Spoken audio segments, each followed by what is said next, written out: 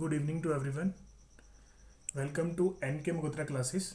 जैसे आपको पता है क्लास 11th की हमारी सीरीज़ कंटिन्यूसली चल रही है, जिसमें पार्ट फर्स्ट और पार्ट सेकंड मैंने ऑलरेडी अपलोड कर दिया अपने चैनल में। जिसने अभी तक नहीं देखा वो प्लेलिस्ट में जाके देख लीजिए। और आज हमारा स्टार्ट होने वाला है पार्ट 3, जिसमें हम main topic introduction to accounting को ही फर्दर ऑन कैरी ऑन कर रहे हैं। तो उसका सब टॉपिक रहने वाला है meaning of book keeping. Actually 3 चीज़ें हैं, 3 कंसेप्ट हैं, वो बहुत इंपॉर्टेंट है आपके लिए समझना। तो मैं आज सबसे पहले आपको वही कंसेप्ट समझाऊंगा बुक कीपिंग के पहले। एक्चुअली में होता क्या है, जो हमारी टोटल अकाउंटेंसी है वो 2 पार्ट्स में डिवाइड होकर बनी है। First bookkeeping and then accounting. इन दोनों को जब आप कंप्लीटली सम अप करते हो उसके बाद हमारा अकाउंटेंसी आता है। ठीक है, पहले मैं आपको समझाता हूँ कि अकाउंटेंसी क्या है। अकाउंटेंसी है entire body of the theory and practice of accounting. Accountancy हमें समझाता है कि हमें बुक कीपिंग कैसे करनी है और हमें अकाउंटिंग कैसे करनी है। तो बेसिकली जो हमारा बुक कीपिंग है ये हमारा अकाउंटेंसी का प्राइमरी स्टेप है। इसको क्या बोलेंगे हम? Primary step. और जो हमारा अकाउंटिंग है ये हमारा सेकेंडरी स्टेप है। तो पहले हमें प्राइमरी स्टेप फॉलो करना है, फिर हमें सेकेंडरी स्टेप फॉलो करना है, फिर उसके बाद हम पूरी तरीके से बुक्स ऑफ अकाउंट्स में जितने भी रिकॉर्ड्स होंगे वो हम अच्छे तरीके से बना पाएंगे। ठीक है, और इन दोनों को जब जोड़ देंगे तब हमारे पास अकाउंटेंसी बन जाएगा। तो ये पाई चार्ट आपको अच्छे से बना लेना है, ये अपनी नोटबुक पे सारे बना लीजिए। और मैं आगे इसको और क्लियर आउट अच्छे से समझाऊंगा। जिसको अभी नहीं समझ आया, मैं आगे बुक कीपिंग का पूरा मीनिंग चलेगा, हर एक चीज़ चलेगी। आप बस क्लास को फॉलो करते जाइए और स्किप बिल्कुल ना करें। अगर आप स्किप करोगे तो आपको बहुत सारी ऐसी चीज़ें होंगी जो आपको समझ नहीं आएंगी। तो फर्स्टली हम फॉलो करते हैं what is the meaning of book keeping. Book keeping is the branch of knowledge which concern with keeping, spell mistake हो चुका है, इसको रिकॉर्ड लिख लीजिए। Keep record of financial transaction in a systematical manner.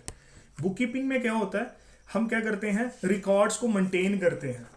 जो किस नेचर का होता है, जो फाइनेंशियल नेचर का होता है। फाइनेंशियल मैंने आपको क्लास सेकंड में भी समझाया था कि हम अकाउंट्स में वही ट्रांजैक्शन रिकॉर्ड करते हैं जो जिसका कोई ना कोई करेक्टर किसके साथ हो, फाइनेंस के साथ हो। जिसका कोई नेचर किसके साथ मिलता हो, फाइनेंस के साथ। जिसका फाइनेंस के साथ नेचर नहीं मिलता हो, हम उसे बुक्स ऑफ अकाउंट्स में रिकॉर्ड नहीं करते। ये आपको पहले से पता है और आज मैं फिर से बता रहा हूँ।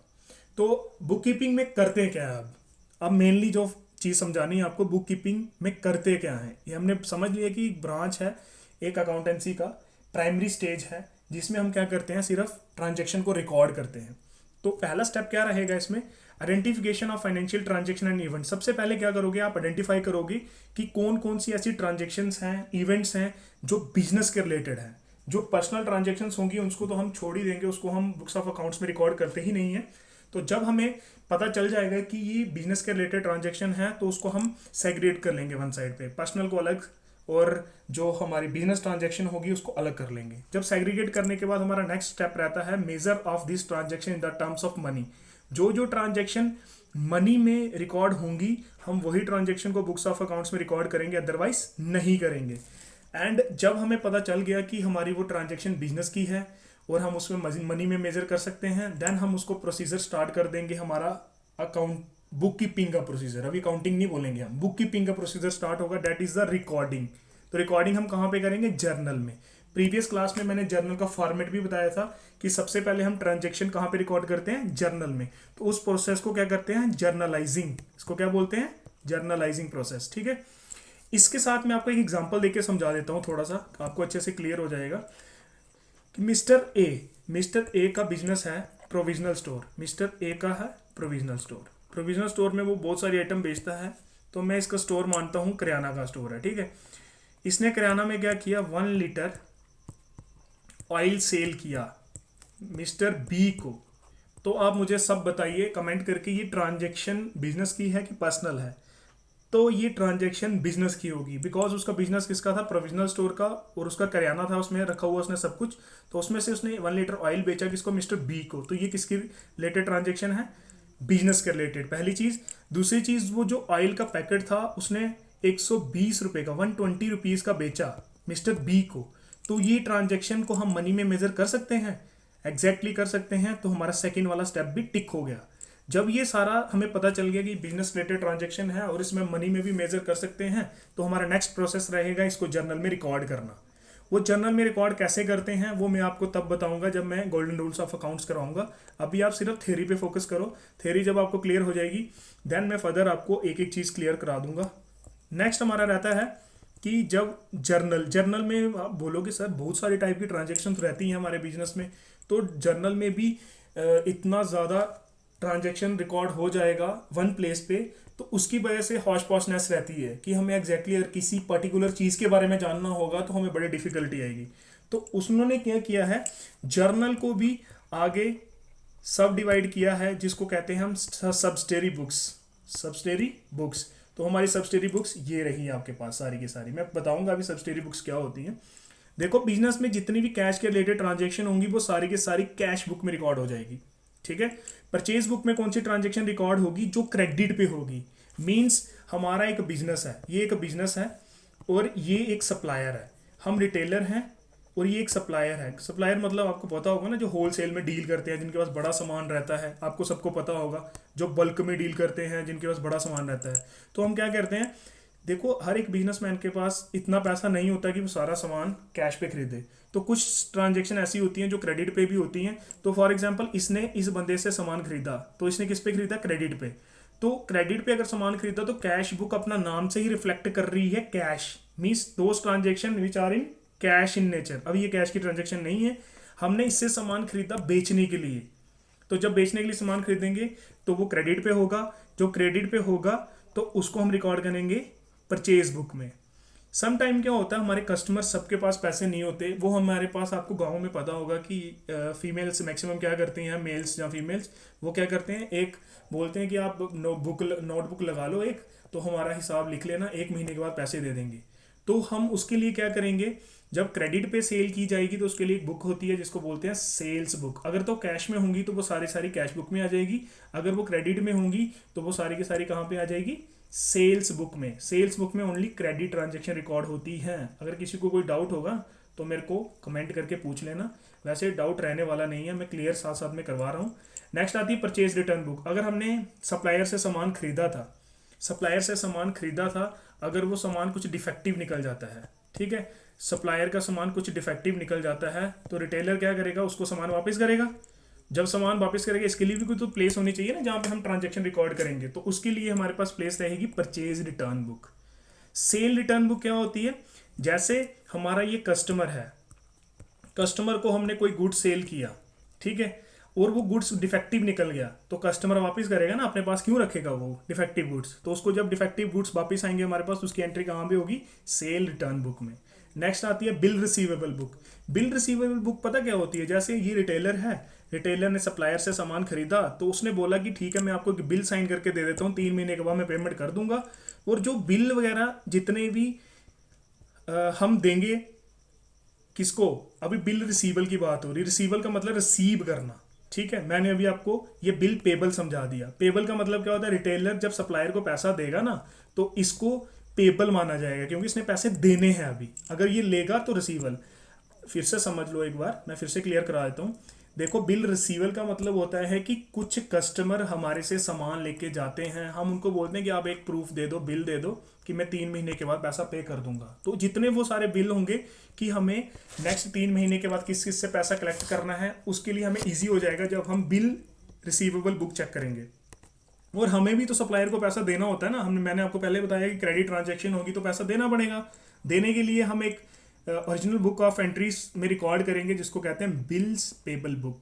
एंड लास्ट आता है जर्नल प्रॉपर। इसके अलावा भी कुछ ट्रांजेक्शन रहती हैं हमारे बिजनेस में, जैसे अमोर्टाइजेशन ऑफ गुडविल हो गया, डेप्रिसिएशन हो गया, इस तरीके की बहुत सारी ट्रांजेक्शन ऐसी रहती हैं जो इस जगह पे नहीं प्लेस कर रही। Those transaction shifted to journal proper, ठीक है। ये हमारा थर्ड स्टेप रहता है बुक कीपिंग में। पहला क्या था, आइडेंटिफिकेशन करना, सेकंड क्या था, मेजरिंग करना, थर्ड था रिकॉर्डिंग करना, एंड फोर्थ हमारा जो लास्ट स्टेप रहने वाला है बुक कीपिंग का, that is known as the classification. Classification का मतलब पता क्या होता है, देखो हमने इधर सबकी रिकॉर्ड, जैसे मैंने फॉर एग्जांपल कैश बुक बनाई, मैंने बहुत सारे कस्टमर को बेचा, mister Ram, mister Shyam, mister Mohan, बहुत सारे कस्टमर को सामान बेचा ना, तो सारी की सारी खिचड़ी कहाँ पे पकी होगी, कैश बुक में ही। अगर मैं बोलूँगा सर बताओ कि मुझे शाम के बारे में जानना है कि इसको कितना सामान बिका है, तो हम एग्जैक्टली उस पॉइंट पे नहीं बता पाएंगे। तो उसके लिए हमें क्या प्रोसेस करना पड़ेगा, that is a classifying. Classifying में क्या करेंगे, हम सबके अलग अलग अकाउंट बना देंगे।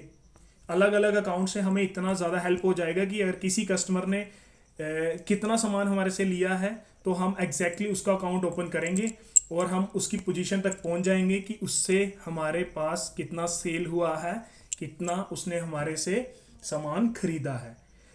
तो इधर हमारा स्टेप खत्म हो जाता है, that is called as a book keeping. अभी कुछ ऑब्जेक्टिव सुनो बुक कीपिंग के। पहला ऑब्जेक्टिव रहता है knowledge of sale and purchase. Business में कितना सेल हुआ, कितना परचेज किया हमने, ये सारा का सारा हमें बताता है book keeping. Knowledge of income and expense. Income and expense, business में कितना इनकम हुआ, एक्सपेंस कितने हुए, सारे के सारे बुक कीपिंग की हेल्प से पता लगे। क्यों? क्योंकि ट्रांजेक्शन फर्स्टली रिकॉर्ड ही इधर होगी। Assets and liabilities. एसेट्स होती हैं बिजनेस के रिसोर्सेस, लाइबिलिटीज होती हैं जो पैसा हमने किसी से लिया होता है उसको वापस करना होता है, उसका रिकॉर्ड देखो। जब पहली बार ट्रांजेक्शन जहां पे रिकॉर्ड होगी, सबका सब कॉम्बिनेशन उधर ही पड़ा होगा, इसलिए बुक कीपिंग का ये ऑब्जेक्टिव है। फोर्थ है record of change in value of assets. अगर किसी एसेट्स की या लाइबिलिटीज की वैल्यू चेंज होती है, वैल्यू चेंज किस किस तरीके से होगी, अगर हम एसेट बेच देते हैं, अगर एसेट खरीद लेंगे, लाइबिलिटी पे ऑफ कर देंगे, तो उसकी वजह से चेंजेस आते हैं। ठीक है। नॉलेज ऑफ फाइनेंशियल स्टेटमेंट, ये फाइनेंशियल स्टेटमेंट है। हमारी फाइनेंशियल स्टेटमेंट देखो, बेस क्या है, बुक कीपिंग है ना सबका बेस, इसके बिना तो हमारी फाइनेंशियल स्टेटमेंट बन ही नहीं सकती, मैंने बोला ना आपको पहले भी। एंड सिक्स स्टेप रहेगा डेटर्स एंड क्रेडिटर्स। डेटर्स होते हैं जिनको हमने पैसा उधार पे दिया होता है। उधार का देने का मतलब ये नहीं होता इन्वेस्टमेंट। हमने फॉर एग्जांपल किसी को गुड्स बेचे, अभी ध्यान से सुनो, मिस्टर ए को हमने उधार पे गुड्स सोल्ड किए थे, तो ये बिजनेस के लिए क्या बन जाएगा, डेटर्स। ठीक है, ये डेटर्स बन जाएगा। क्रेडिटर्स कौन होंगे, जैसे हमने सप्लायर से सामान खरीदा था ना, तो सप्लायर को पैसे नहीं दिए थे, तो वो हमारे लिए क्या होगा, क्रेडिटर। आई थिंक आपको ये क्लियर हो चुका होगा। अगर कोई पॉइंट क्लियर नहीं हो रहा है तो आप प्लीज़ मेरे को कमेंट बॉक्स पे कमेंट कर दो। अगर आपको कोई भी डाउट रहता है तो मैं वो आपको सारा क्लियर करा दूंगा, कोई दिक्कत नहीं। नेक्स्ट रहता है difference between book keeping and accounting. कि बेसिकली अभी डिफरेंस क्या है सर, आपने बताया तो था कि लेयर्स ऑफ अकाउंटिंग होती है, पहली बुक कीपिंग होती है, नेक्स्ट वन इज अकाउंटिंग होती है। तो मैं आपको पहला डिफरेंस बताऊं, nature. Book keeping is concern with identifying, measuring and recording and classification of business transaction in journal and other subsidiary books in the sequence. मैंने आपको अच्छे से समझाया ना ये, कि पहले हमें आइडेंटिफाई करना है, फिर मेजर करना है, फिर रिकॉर्ड करना है, फिर उसको क्लासीफाई करना है। बट अकाउंटिंग में क्या करना है, अकाउंटिंग में जब क्लासीफाई तक प्रोसेसर कंप्लीट हो जाएगा, उसके बाद summarising and interpretation and communication of accounting information to interested users. अभी समराइजिंग में क्या होता है, समराइजिंग में हमारे पास ट्रायल बैलेंस बनता है, profit trading profit and loss account बनता है, और बैलेंस शीट बनती है। ये एक मेजर प्रोसेस होते हैं जो कि एक कम पढ़ा लिखा इंसान नहीं कर सकता। इसलिए हमें अकाउंटिंग प्रोसीजर करने के लिए कुछ स्पेसिफिक नॉलेज रिक्वायर्ड होती है, अदरवाइज कम नॉलेज वाला बंदा नहीं कर सकता अकाउंटिंग। ठीक है। Book keeping is the first stage, मैंने बताया है, और बुक कीपिंग पहली स्टेज है जिसको प्राइमरी स्टेज भी कहते हैं। एंड अकाउंटिंग क्या होती है, सेकेंडरी स्टेज होती है। जब बुक कीपिंग खत्म होती है ना, उसके बाद अकाउंटिंग स्टार्ट हो जाती है। Book keeping is done by the junior staff who is responsibilities less. मैंने आपको पहले भी बताया, ये कोई एक छोटा मोटा कम पढ़े लिखा इंसान भी आराम से कर सकता है, इसके लिए ज़्यादा नॉलेज की रिक्वायरमेंट नहीं है। बट अकाउंटिंग प्रोसीजर को करने के लिए सीनियर स्टाफ चाहिए, हमें अकाउंटेंट चाहिए, अकाउंटिंग प्रोफेशनल चाहिए, जिनको पूरी अकाउंट्स की नॉलेज हो। अदरवाइज अकाउंटिंग प्रोसीजर नॉर्मल इंसान नहीं कर सकता। Another fourth one is nature of knowledge required. The bookkeeping does not require special knowledge. इसके लिए स्पेशल नॉलेज नहीं चाहिए होती, बट अकाउंटिंग जो प्रोसीजर है ये एनालिटिकल वर्क है, इसमें बहुत ज़्यादा क्रिटिकल थिंकिंग और क्रिटिकल नॉलेज की ज़रूरत पड़ती है। इसमें कोई आम इंसान नहीं कर सकता, इसके लिए स्पेशल अकाउंटिंग नॉलेज रिक्वायर्ड रहती है। ठीक है। लाइबिलिटी ऑफ द जॉब क्या, book keeping is not liable for accounting work. इसके लिए कोई अकाउंटिंग वर्क नहीं करनी है, इसने सिर्फ क्लासीफाइंग प्रोसीजर करना है, लेजर्स बनानी है, उसके बाद छोड़ देनी है। बाकी सारा कौन करेगा, अकाउंटेंट करेगा, वो लाइबल है, अपना काम करेगा। Book keeping does not through any light on financial position. देखो फाइनेंशियल पोजीशन पे लाइट नहीं डालता, बट ये जरूर हेल्प करता है, क्योंकि जो स्टार्टिंग का प्रोसीजर होगा वो क्या फॉलो करेगा, बुक कीपिंग ही करेगा ना। बट जो हमारा अकाउंटिंग प्रोसीजर होता है ये क्या करता है, एक समराइज्ड वे में इंफॉर्मेशन निकाल के ले आता है हमारे पास कि एक्चुअल में बिजनेस में कितना प्रॉफिट है, कितना लॉस है, हमें पूरे साल बिजनेस करके फ़ायदा हुआ, नुकसान हुआ, क्या हुआ बिजनेस में, पोजीशन क्या है बिजनेस की, वो सारी की सारी क्या कौन बताता है, अकाउंटिंग। आई थिंक आपको डिफरेंस अच्छे से क्लियर हो गया है। जिसको नहीं हुआ है कमेंट बॉक्स में कमेंट कर लेना, मैं आपको फिर से अगली वीडियो में ये एक बार फिर से दोहरा दूंगा कि आपको अच्छे से समझ आ जाए। नेक्स्ट आता है difference between book keeping, accounting and accountancy. ये बहुत इंपॉर्टेंट है। 3 लेयर समझाई थी ना मैंने। देखो इसको जूनियर स्टाफ करता है, इसको सीनियर स्टाफ करता है, इसको प्रोफेशनल कर सकते हैं। प्रोफेशनल जैसे चार्टर्ड अकाउंटेंट हो गया, CMA हो गया, ठीक है। ये सारे बहुत ज़्यादा प्रोफेशनल में जिसने पर्टिकुलर कोर्स किया हो वही अकाउंटेंसी कर सकता है, नॉर्मल बंदा नहीं कर सकता। ये प्राइमरी स्टेज है, ये सेकेंडरी है, इसमें सारा का सारा इंक्लूडेड है। ये दोनों इंक्लूड होके ही ये चीज़ बनती है, ये आपको दिमाग में बिठा लेनी है, ठीक है। नेक्स्ट आता है it is concerned with recording. ये डे टू डे रिकॉर्ड, आपको पता है ये दिन के दिन रिकॉर्ड बनाते हैं इसमें और ये जो रिकॉर्ड बनाएंगे अकाउंटिंग इसके बेसिस पे होगी और इन दोनों के बेसिस पे हमारा डिसीजन इधर लिया जाएगा, ठीक है। ये कुछ भी नहीं है, अगर ये 2 चीज़ें नहीं होंगी तो ये कुछ भी नहीं है, बट इसके बिना ये भी कुछ नहीं है, क्योंकि यही तो सही बता रहा है कि बुक कीपिंग कैसे करनी है और अकाउंटिंग कैसे करनी है, ठीक है। इसमें हम आइडेंटिफाई करते हैं ट्रांजेक्शन, इसमें समराइजिंग इंटरप्रिटेशन करते हैं और इसमें हम क्या करते हैं, entire theory and practice of accounting. मतलब कि ये तो पूरा मास्टर है, ये मास्टर है हमारा, गाइडर है ये, इसके बिना तो कुछ है ही नहीं भाई। यही तो समझा रहा है कि आपको बुक कीपिंग कैसे करनी है, अकाउंटिंग कैसे करनी है। तो ये तीनों का डिफरेंस भी मैंने इसलिए लाया क्योंकि 3 लेयर्स मैंने लाए थी। आई थिंक अगर ये लेयर्स नहीं लाता तो आपको क्लियर नहीं होता। इधर तक मुझे लग रहा है आपको आज लेक्चर क्लियर होगा, अच्छे से समझ आ गया होगा। नेक्स्ट आता है ऑब्जेक्टिव्स ऑफ अकाउंटिंग। अब बताओ सर ऑब्जेक्टिव क्या है अकाउंटिंग की। सबसे पहला ऑब्जेक्टिव है systematically record and classifying of transaction. सबसे पहला काम क्या है कि हम सिस्टमेटिकली बुक्स ऑफ अकाउंट्स में ट्रांजेक्शन को रिकॉर्ड करते हैं। आपको मैंने समझाया था ना, सबसे पहले transaction identify, measure and then record करना है, फिर उसको क्लासीफाई करना है, ठीक है। नेक्स्ट होता है असरटेनमेंट ऑफ रिजल्ट। रिजल्ट का मतलब कि आपको प्रॉफिट एंड लॉस अकाउंट बनाना है, आपको manufacturing, trading, profit and loss and balance sheet बनानी है, जो क्या बताएगी आपको, फाइनेंशियल स्टेटमेंट बताएगी। फाइनेंशियल स्टेटमेंट क्या होती है, बैलेंस शीट, वो आपको बताती है फाइनेंशियल पोजीशन। और ये सॉल्वेंसी का मतलब क्या होता है कि अगर कोई आज कल की डेट में लाइबिलिटी आ जाती है फॉर्म के ऊपर तो वो अपनी लाइबिलिटी को पे ऑफ कर पाएगा। इसके लिए हमें क्या बनाना पड़ती है, बैलेंस शीट। एंड लास्ट में आपने ये सब कुछ किस लिए किया। अगर मैं आपको सब पूछूं कि आपने ये सब कुछ किसके लिए किया, ये सब कुछ किसके लिए किया, इंटरेस्टेड यूजर्स के लिए। अगर इंटरेस्टेड यूजर हैं हमारे बिजनेस में तभी ये सब कुछ हो रहा है, अदरवाइज हमें ये कुछ करने की ज़रूरत नहीं थी। अभी आप सारे पूछो कि सर इंटरेस्टेड यूज़र्स कौन से होते हैं। अब इंटरेस्टेड यूज़र्स के बारे में भी बता दो। इंटरेस्टेड यूज़र के बारे में मैं आपको अच्छे से समझाता हूँ, सुनो। वो ऑब्जेक्टिव आई थिंक आपको अच्छे से क्लियर हो गए होंगे। अब अच्छे से सुनो। देखो हमारे पास 2 टाइप के यूज़र्स होते हैं, एक होता है इंटरनल यूज़र, एक होता है एक्सटर्नल यूज़र्स। देखो हमारे पास यूज़र होना बहुत इंपॉर्टेंट है। एक होता है इंटरनल यूज़र, एक होता है एक्सटर्नल यूज़र। अभी भाई इंटरनल से क्या मतलब है, जो बिजनेस के अंदर है, जो बिजनेस के इंटरनली कनेक्टेड हैं। जो बिजनेस से एक्सटर्नली कनेक्टेड है उनको क्या बोलते हैं, एक्सटर्नल यूजर्स। एक्सटर्नल में कौन कौन आ सकता है, एक्सटर्नल में आ सकता है बैंक। बैंक क्यों आएगा, क्योंकि हमने फाइनेंशियल स्टेबिलिटी के लिए लोन लिया होगा बैंक से, ठीक है। इसके लिए नेक्स्ट हमारे पास कस्टमर आ सकते हैं, कोई रिसर्चर आ सकता है। रिसर्चर्स के बाद हमारा कोई ना कोई कौन आ सकता है, फॉर एग्जाम्पल अभी एक और बहुत इंपॉर्टेंट बंदा बताऊंगा, that is a supplier. Supplier कौन होता है, जो हमें क्रेडिट पे गुड्स देता है। अगर इन बंदों को इन्फॉर्मेशन की जरूरत क्यों होगी, क्योंकि इनको कहीं ना कहीं बिजनेस के साथ कोई ना कोई इंटरेक्शन है, इनको कोई ना कोई लेना देना हमारे बिजनेस के साथ। तो इंटरनल में कौन आएगा, हमारा मैनेजिंग डायरेक्टर आएगा, बोर्ड ऑफ डायरेक्टर्स आएंगे, हमारा ऑनर आएगा, ठीक है। ये सारे के सारे इंटरनली बॉन्डेड कनेक्टेड है, ठीक है। एम्प्लॉई आएगा। देखो इसको क्यों इन्फॉर्मेशन चाहिए, अभी बिजनेस का ऑनर है, उसने बिजनेस में पैसा लगाया, भाई उसको इन्फॉर्मेशन तो चाहिए ना कि उसके बिजनेस में प्रॉफिट हो रहा है, लॉस हो रहा है।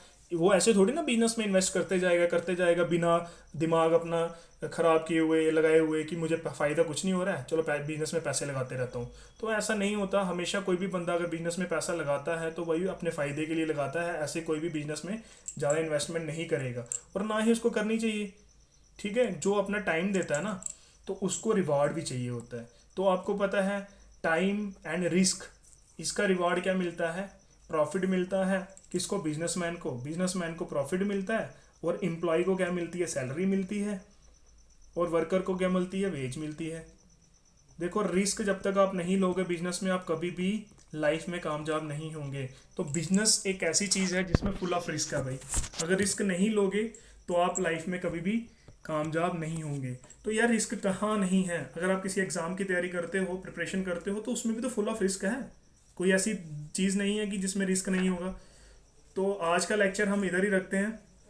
जिसको कुछ भी समझ नहीं आया होगा, कुछ भी मीन्स डैट कि अगर इसमें से जितनी भी चीज़ें मैंने आज पढ़ाई, अगर उसमें से कोई भी डाउट होगा तो प्लीज़ कमेंट बॉक्स में कमेंट कर दीजिए, और ये वीडियो को ज़्यादा से ज़्यादा शेयर कीजिए उन बच्चों के साथ जिसने कॉमर्स लेना है क्लास 11th में, कि उनको थोड़ा सा आइडिया अभी से होना स्टार्ट हो जाए। और अभी हमारी day to day continuously classes चल रही हैं, और उसको कंसेप्ट इतना अच्छे से बिल्ड हो जाएगा कि आने वाले टाइम में उसको कोई दिक्कत नहीं होगी। और मैं कोशिश करूंगा ज़्यादा से ज़्यादा वीडियो बनाने की। जैसे ही हमारा थ्योरी पोर्शन कंप्लीट होता है तो मैं आपको जो गोल्डन रूल्स इंपॉर्टेंट टॉपिक रहता है, जर्नल एंट्री कैसे होती है, लेजर कैसे बनती हैं, जो बच्चे अकाउंटेंट का कोर्स भी कर रहे हैं ना कहीं पे, उनके लिए ये चीज़ बड़ी बेनिफिशियल रहने वाली है। क्योंकि मैं क्या करूँगा, बीच में आपको टैली और बिजी के बारे में भी समझा दूंगा कि उसमें एंट्री को कैसे रिकॉर्ड किया जाता है, उसमें वाउचिंग कैसे की जाती है। ठीक है, अब मैं आपको एक चीज़ और समझाने लगा हूँ। लास्ट में जाते जाते मेरे को एक चीज़ याद आ गई, मैं आपको वो भी समझा के जाता हूँ आज, और बहुत इंपॉर्टेंट है वो चीज़ आपके लिए। क्योंकि प्रोसेस तो मैंने करा दिया सारा, अब प्रोसेस में एक चीज़ बची है। अब देखो यार, आपको सबको एक चीज़ बताता हूँ। देखो बिजनेस की एक्टिविटीज़ ना, प्रोसीजर कहाँ से स्टार्ट होते हैं। आप किसी शॉप पे जाते हो, ध्यान से सुनना, आप किसी शॉप पे जाते हो, शॉप से कोई चीज़ खरीदते हो, तो खरीदने के बाद आपको क्या मिलेगा, एक बिल मिलेगा आपको, सबको ठीक है, बिल मिलेगा। वो बिल आपके लिए तो एक एविडेंस है ना अपनी मदर फादर को दिखाने के लिए, पर बिजनेस के लिए वो एक क्या है, बिजनेस के लिए एक सोर्स डॉक्यूमेंट है। सोर्स डॉक्यूमेंट है जिसके बेसिस पे हम ट्रांजैक्शन रिकॉर्ड करेंगे। कहाँ पे, बिजनेस में। आपके लिए तो बड़ी छोटी सी चीज़ है घर पे दिखाने के लिए। उसके बाद क्या होगा, जैसे ही आप बिल लेके आते हो, बिल लेने के बाद हम क्या करते हैं, वाउचर बनाते हैं। ठीक है, वाउचर बनते हैं, डेबिट वाउचर बनता है और क्रेडिट वाउचर बनता है। क्रेडिट वाउचर के बाद हमारी क्या स्टार्ट होती है, रिकॉर्डिंग जो मैंने बार बार बोल रहा हूँ ना, जर्नलाइजिंग जर्नल एंट्रियाँ। जर्नल एंट्री कहाँ पे, इधर ये स्टेप फॉलो होगा। हमें इतना कुछ फॉलो करने के बाद रिकॉर्डिंग करना स्टार्ट करनी होती है। उसके बाद क्लासीफाई करना होता है, लेजर बनानी होती है। फिर उसके बाद बनता है trading, profit and loss account. फिर उसके बाद बनती है balance sheet, and then communicate करते हैं। यही आपको पूरी क्लास 11th में कंटिन्यूसली पढ़ना है। ठीक है, अभी आपको ये पिक्टोरियल व्यू दिखा होगा ना, इससे कुछ ज़्यादा समझ आया होगा कि एक्चुअल में इसको करना क्या है। तो आज की क्लास इधर ही एंड करते हैं, और जिसने अभी तक चैनल सब्सक्राइब नहीं किया वो कर लो, वीडियो को ज़्यादा से ज़्यादा शेयर करो। अगर आपको कोई इशू है आप मेरे को मैसेज कर सकते हो, मैं टेलीग्राम ग्रुप बना रहा हूँ, उसमें कोई भी इशू रहेगा तो मेरे को बता दीजिए, और जितने भी नोट्स वगैरह होंगे मैं आपको उधर प्रोवाइड कर दूँगा। तो आज की क्लास के लिए थैंक यू, मिलते हैं कल एक नई क्लास के साथ।